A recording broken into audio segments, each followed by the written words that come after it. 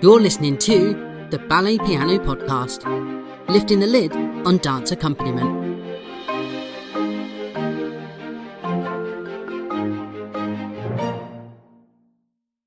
Hello, listeners, and hello, viewers.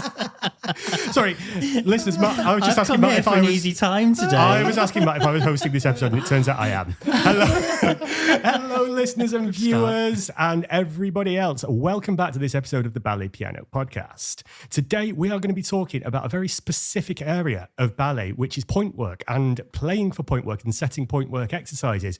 But before we delve into those point shoes and down that rabbit hole, let me introduce who is around my kitchen table today. I am Chris Hobson. We've got Akiko Hobson. Hello. Matt Gregory. Hello, listeners. And of course, David Yao. Hi, everybody. Right, so point work, for those of you who don't know, this is my limited understanding of point. It's when you go up, in point shoes, on your toes, and it really hurts. That's about as much as I know about Have point. you ever put any point shoes on? Have I? I've never put... That's it then. That's our next project. Yeah. That'll be on the social media. Yeah. Did they make point shoes in my size? They do. I'm only 9.5. Probably. They make your size in different colors and everything. Yeah. Now, you know the girls, they don't need to tie the ribbon anymore. They have Really? this elastic thing. No. Yeah, really? it's like a strong elastic Oh, wow. thing. Yeah, so what they a don't cheat. put There's the... all sorts of things to... In our day. Right, anyway, come on. We're getting off topic already when this is only episode 1 of the recording. We've got a long way to go. Right, so originally point was predominantly done by ladies, wasn't it? I think back in the day. And then who changed that, really? There have always been ballets where men have actually gone on point, like in Ashton's The Dream, Midsummer Night's Dream. Bottom, the character Bottom, Yes. as an ass, is on point. Okay. It's famous. It's very good. But that's just to look like hooves, isn't Exactly. it? Yeah. So it's not Trocadero. Well, exactly. the the trucks. Trocadero Yeah. are an extension yeah. of what's, where it's going, really. It's amazing what they do. The trucks are It very really good. is. I mean, they started out like comedy, and now it's become like a big thing. Yeah, but they're very strong, aren't they? Yeah. It was all, Brilliant. it was to pastiche the classics, but because the men are so strong on point, they do it as good as the women, dare I say. You dare. You did. But so point work training starts. How old usually? I mean, this is going to be probably quite a general episode, but usually girls would be about, 13, 14 in vocational schools when they start on point? Depending on Ish. how the skeleton and your feet develop. It's Right. around starting about 11, you start thinking about it, start putting the shoes on, starting to teach the students how to actually prepare the shoes, what it feels like to go up. And you gently ease them in between 11, 12. Right. Like that. But it's very difficult to say an age. It's really about how you're so it's how the developing. development's Yes, going. yeah. And playing for points, it's one of those sort of quite specific exercises, isn't it? A specific sort of sets of exercises, because the movement, it's training at the start, certainly at the start. You need sort of like lots of slow threes or polkas and mazurkas, polonaises, all those sorts of things, because the choreography for point Choreography? I'm trying to be as eloquent as I can here. You lot are just ripping the pee out of me. Yeah. So how you choreograph the exercises is incredibly detailed and specific. It's almost more than some of the class exercises, isn't it? And there's certain rhythms and nuances in those rhythms which are reflected in things like polkas and gallops. Because it's so difficult to do and it takes such a lot of strength and control, things start to tend to begin very slowly and repetitively. And that's why the tempia are generally slower, because you need a lot of time to find that balance and that feeling. Because it's really difficult to put your whole weight on the ends of your toes. I don't want to do it. It sounds so painful. We've got to do that now, haven't we? Yeah. We'll I get think, them on Chris, point. try to start with the high heel shoes to see how you feel. I once wore high-heeled shoes and fishnets and a dress going to watch Rocky Horror Show in 2005 or Really? 2006 at the Lowry, yeah. Wow. And a full-length leather coat. I looked great walking around Salford Keys in that. How I didn't get the hell kicked out of me, I don't know. I mean, what I want to know, I don't suppose you can answer, David, but at what point does it stop hurting and become, this is what we're going to, this is what we do all day? I thought for it the doesn't. dancers. But I mean, dancers in the company, it can't hurt like it does when they're 11. I mean, you get used to it, no? You just get you. You Is get it still used always to painful? It, but Just I get guess used it's to like it? you know when you're training your fingers to play the piano, and you know all those when you're doing long pieces, it gets really tiring, doesn't it? And often painful at the ends of your fingers and things. Maybe No. No. But if I was to play the piano, because I don't play the piano, it would hurt me to do all of that. Yeah. Repetitive, percussive thing on the Your arms, I think your arms might get tired. Yeah, your and arms and and your your muscles and your shoulders. shoulders. Yeah, your fingers actually not so much, strangely. Yeah. Because all you're doing is you're not putting weight into the keys when you play. You're Yeah. literally pushing the keys down, or to get that big fortissimo sound, you don't have to use a lot of weight, No, really, yeah, unless yeah. you're in a church hall and the piano is really rubbish. It's the weight behind your arms as opposed Yeah. to your fingers, isn't it? Well, when you're preparing to go on to Pointe, you have to do millions and millions of preparatory exercises before you even start to get up there to strengthen the muscles in the feet, because there's so many muscles there, and you to actually protect the bones, you need the strength in your feet, and of course at that age they're growing all the time. Yeah. So that's a difficulty anyway. So even before you get onto Pointe, you're already starting to do those exercises. I've seen them do that one with the TheraBand, where that's the TheraBand, and they. Yes. I'm doing it in the camera. You know, when they do that with the feet. You're for pulling towels Yeah, and things yeah, underneath you and picking up pencils and all sorts of things like that, just to get those muscles ready to go. Your on hands Pointe. got to be like fingers, aren't they? Absolutely, yeah. And the whole point of the Pointe shoe is that it actually draws all the bones together, so they've got more strength together as a unit rather than separate. That's why they're built the way they are. I didn't know that. Today there are like so many different brands and Yeah. fittings and everything to cater for different sizes. And so many different customizations. Absolutely. What the makers can do to adjust every facet of the Pointe shoe. And then they have like the point shoes for the bar, point shoes for the center, point shoes for the jump. Yeah. Like they have so many. Put harder Pointe shoes for like balancing. Yeah. for balancing, and softer ones when they want the feet to look And they gorgeous. keep changing in between exercises, aren't they? The idea of it all was so that the ballerina would look ethereal, like she was floating across the floor. Yeah. That's what it was all about. So when they first started to have Pointe shoes, they weren't built like they are today. Yeah. They were just reinforced like soft shoes. Yeah. So they could only go up and down like for seconds, literally seconds. Yeah. So it's a momentary thing to look aerial and weightless. And then as the technique got better, then the shoes developed to help them do more things to stay on point for longer. So now that they are works of engineering, really. Yeah. There's an amazing one. I don't know what it's called, but it looks like an engineering thing that you have like an insole, and then you put things on the outside that slip over like a sock. It's amazing. Oh, I've seen this. It's absolutely amazing. I've never seen one in real life, but I've seen them on video. Yeah. Wow. The technology's come a long It way, is hasn't amazing. it? Absolutely Yeah. amazing. Yeah. But you're right, they are custom made. Every single one is custom made for the ballerina to go on, or the ballet dancer to go on Pointe. It's like their own custom scaffolding, isn't it? Absolutely. Yeah. But it's a throwaway product.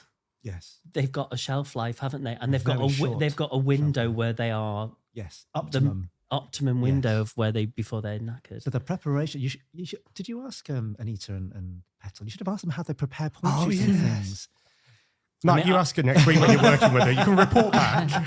The bunhead in me has watched all the videos on YouTube. I'm not going to lie about that. It is amazing what they do. So all the shoes are customized by the makers, and then the dancers have further customization, the things that they do to them. When you see them, darning it's like trashing them. So that you don't. Ideally, you don't want to hear them on the stage. Yeah. It's difficult.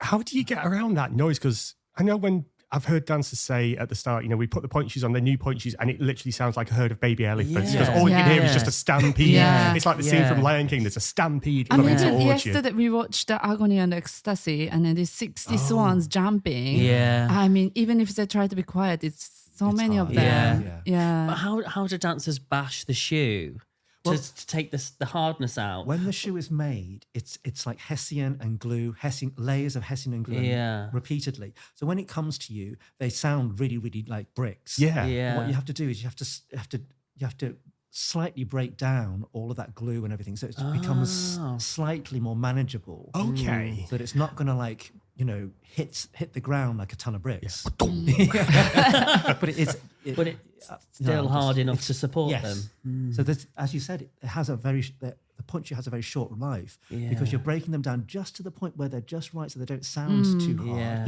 But they're going to support you. And that doesn't last. Because once you put a hot foot in there, that's it. The glue starts to melt and everything. And that's it. Have you ever been on Pointe in a production or anything? Not in a production, but when you were little, I didn't stay up for very long. It really hurts. Yeah, but They come and go with this trend that boys try to do exercise with they get used point shoes from the girls, and then they do.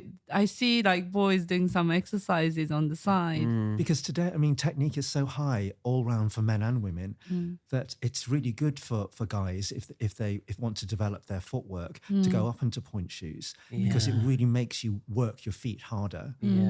So I understand that. And some places do have optional point classes for men, don't they? Totally. Or at the more performing arts colleges, they might have heels classes for men or male identifying dancers and things like that. Absolutely. Which is, I suppose, like you say, it's another skill and another It is development, another isn't skill. it? Totally, yeah.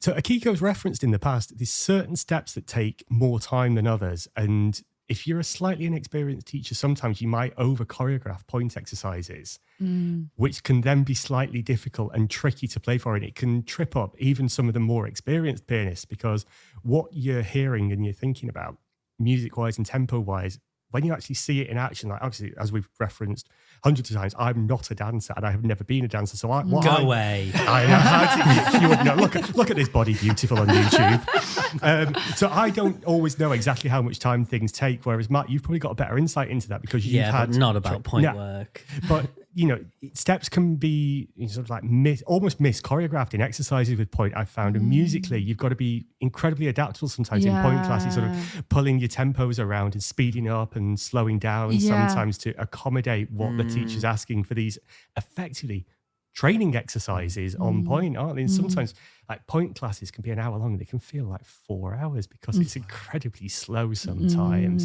And it can, in the nicest way, it could be quite a laborious class to play, can't it? Because there's not a lot of artistry going on in these training classes. It's medicinal, isn't it? That's certainly the in the early stages. Yeah. I think when the dancers get a bit older, you start choreographing amalgamations as opposed to just training exercises. I always prepare myself to be flexible in terms of speed at any point. I wish you'd be more flexible at home. Where did that come from? We've not had a marriage joke for a long time. I thought it was about time. I'm flexible. I'm joking. Sorry. I'm the most understanding wife. You're very good. Sorry, that was a really valid point as well. I trashed it with a cheap joke. Sorry, you prepared to be flexible. Yeah, so you start off with whatever the tempo, but I'm ready to speed up or slow down at any point while I'm playing with a point shoes class more than the class, I think, because sometimes it's just like that. And then sometimes the teacher have no idea that the step 1 and step 2 has completely different speed. And then they just put both together in the same exercise. And then, when you started and they realize that, the second part has to be faster or something like that. So I try to be ready to kind of speed up or speed down at any point when teacher gives an indication. What's the step? I was editing an episode yesterday that's going to go out soon. I think you said that you find the most sort of unmusical step, or the one that teachers often choreograph, which is unmusical, is ton de cuisse. Oh yeah, I do. Oh, ton It's de hard. cuisse. Yeah, It's really hard to do. It's not fit in the right place a lot of times, and then it's a bit uncomfortable. It's to do with accents It and is, the you can- control of your body Yeah. to make those different accents happen. Because you're not leaving the floor a lot, you have to have enough control to either make it faster or slower, or different areas faster or slower compared to whichever half you're looking at. So I understand what you're saying, but it is difficult. And ton de cuisse can either go and 1 and 2 or and a 1. Exactly, that's what I'm So saying. it can either go double time or Yes. slow time, depending on what you're it's doing. teamed with, what the exercise is. So But if it doesn't happen and 1, and then it start on the 1, and it's a bit uncomfortable.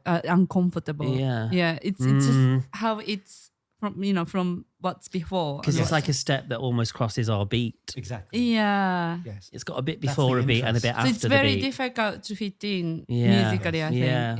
Yeah. So playing for Pointe classes, it's sort of like playing for any other class in terms of music, isn't it? And selection. So it starts at the bar, doesn't it? Yeah. Yeah. Yeah. It starts Yeah. at the bar with some kind of plie kind Yeah. of movements Yeah. or releves and things, and they're kind of slow. What do you generally play for those? A lot of words, a lot of polka kind of thing. I was just saying before we hit the record button, I sort of throw out all my jazzy repertoire when I play for Pointe. I don't know whether it's just, I feel that the teachers generally set polkas, mazurkas, marches. Or polka mazurka. Oh, polka mazurka. Polka mazurka. I love those.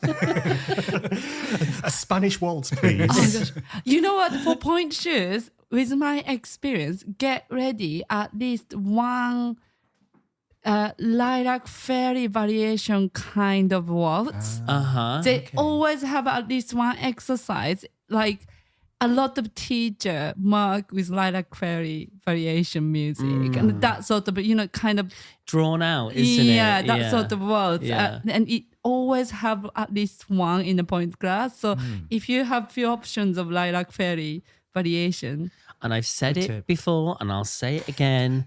Learn the Radetzky March. Because that is all, I play that every Pointe class. And listeners, Because it gets you out of jail. yeah, the link for the PDF for that, if you want it and easy access to it, it's on your email, it's in the description on YouTube, and it's in the description below on your Just podcast app. learn it. So click on that if you want the easiest ever, quickest access to the music for the Radetzky March. That's a really good one if you're doing soutanews from the corner, but you don't want a coda because it's a bit quick. Oh, that's true. A Yeah. Radetzky's That's very it's a good. little bit slower. Yeah. And it's great for that. Great. I hadn't ever thought about that. You know when a coda's a bit too quick? Yeah. Use that. Excellent. Get that on a t-shirt. t-shirt. but yeah, like especially when they start to do turning and then they want to do double, triple down and with the chord and things, they really want slower. And it becomes like music is a bit uncomfortable, isn't it? Yeah, that's a good point, actually. Yeah. Sometimes what you would normally play can feel a bit uncomfortable Yeah. in tempo. And then sometimes, like in actual just normal class, like teacher can shout at the dancers that or get on with it. But with the Pointe shoes, You need time. you got to be You do.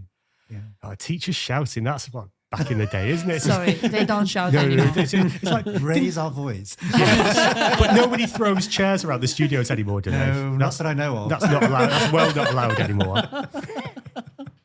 Oh, political correctness gone mad. But yeah, so basically, it's playing for this. This is a really sort of generalized summary. It's the same as anything. You want the same sort of rep. You still want to have something that's inspiring. You don't just want to be playing sort of wallflower music in the corner, because your students, your dancers, they still need something to be working with. You still need something inspiring to get up there. Yeah, things that with accents and that give an uplift Yeah. are going to be helpful when you're trying to get up on point and Yeah. stay there. That said, if I haven't got a tune, I'll improvise. Yeah. Because some things are just medicinal. Yeah. So my music's going to be medicinal. Yeah. If I haven't got a tune that the teacher wants for that rhythm, I'll just improvise something because I know it's going to be exactly what they've sung. Yes. Yeah. And that's more important than some fancy tune. Yeah, and Yeah. that At rhythm that point. is Yeah, and important the rhythm, to support the rhythm. choreography and the understanding and the training, isn't it? And sometimes teacher gets stuck with the same rhythm with the Pointe shoes class, especially at the bar. So it's like Yes. 3-4 exercises with the same sort of musicality, and you just kind of run out what to play. Right. And then Can I tell you my horror story of my Pointe work horror story? Yes. Go on. It's at a company, not a school. A lovely teacher that we all know who's no longer at the company. She set this Pointe work exercise in the ladies' class. And it should have been, I always sing the can for this because it's like that. It should have been like releve and releve and releve and releve. Like it should have been up and down. quite nippy. But she was almost going like half time, releve and down and releve and down. Da, da, da, da, da, da. And so I couldn't play quick enough. Do you know what I mean? It was just too slow for the women for her choice of accent. it was just too slow. It was hideous. And they look at the other people The like, what's dancers are going looking on? at me like I've got it wrong, and they're walking off, and just literally horrendous. And then I tried to change up my tune to like a bit of a polka or something. And she went, "Oh no, play that again." What I was playing before. I was like, it's not quick enough. It's wrong. No, it's all fire wrong. coming off your fingers. Or like, like sometimes Yeah. like teacher, like in Échappée or something like this. The teacher clearly said and down. Yeah. And then all the girls started go and up. Yeah. And then teacher didn't even realize that she marked and down, and everybody went up, and it just got so complicated. Because then if you've got the perfect melody for that scene, it goes and a one, and a two, and then you do that and nothing happens. Yeah. And then it's like, oh, I'm giving as much as I can do. Yeah, and it's really difficult to fix because music is already there, and then they're going different timing. Sometimes that's probably where improvisation is maybe more useful. Yeah. Or just, get your rhythm right and just twiddle your right hand and do something, because maybe the rhythm and the feel is more important for point work. Try it. But yeah, so get in contact with us. Let us know what you play for point, how you play for point, what your fears are, or any horror stories, or just, any tips or tricks that you think would be good to share with the community. It'd be great to hear from you as listeners or as teachers. And then Chris is gonna try the punch shoes. We'll get some from a recycling bin in London or somewhere. If someone gives me point shoes and David lets me hold on to him really hard, there you go. I might try some point shoes. If we get our Instagram followers over. Can you wear those pink tights as well? Or what, like I'm dressed up for grade 1 RAD? That's the one. Get in the bin. Right, while I run away from my best friends, I'm going to say goodbye. So, hang on, no, before we go, please don't forget to follow us on Instagram or Facebook, and we are at Ballet Piano Podcast. Or if you want to go 2000 and 2010 years and email us, the address is balletpianopodcast@gmail.com. So, for now, it's goodbye from me. Bye-bye. Bye, everyone. Bye.